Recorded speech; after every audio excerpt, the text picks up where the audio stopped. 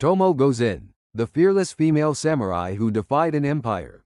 In every culture, there are names that live beyond time. In Japan, among tales of samurai and warlords, one name whispers louder than most. Tomoe Gozen. She is said to have fought like a thunderstorm, commanding warriors who feared no death. But the truth behind her legend is far more complex than any tale told by the bards. Who was this woman? A soldier? A lover? A ghost who rides the winds of war? Today, we uncover the truth behind the warrior who defied an empire itself. Little is known of Tomoe Gozen's early life. Some say she was born in Kiso, deep in the mountains of Shinano province.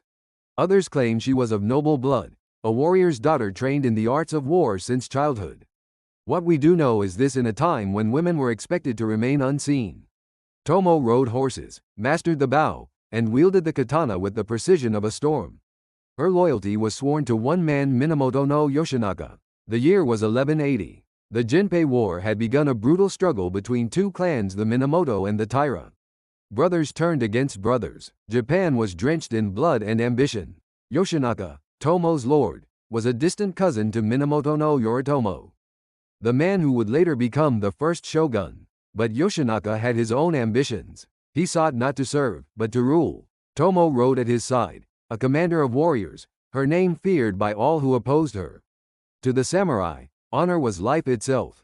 For Tomoe, that honor was defined not by gender, but by resolve. She refused to stay behind, even when ordered to. When the army faltered, she rode forward. When men hesitated, she struck first. Chronicles tell us she beheaded enemies in single combat, her sword flashing like lightning across the field. By the winter of 1184, the tides of war had turned. Minamoto no Yoshinaka's forces, once triumphant, were now hunted by his own kin. The armies of Yoritomo, his cousin. The snow around Kyoto turned crimson with blood. Tomoe stood beside Yoshinaka, her armor battered, her face calm. She had fought through dozens of battles, survived where countless men had perished. But this would be her final campaign. The Battle of Awazu, a name etched in the chronicles of Japan as one of the most tragic final stands.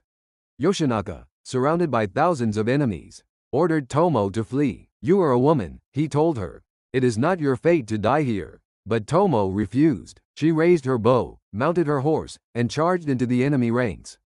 In that moment, the chronicles say, she cut down a warrior of immense strength, Onda no Hachiro Moroshige, and took his head, declaring, "Now I have earned the right to face death."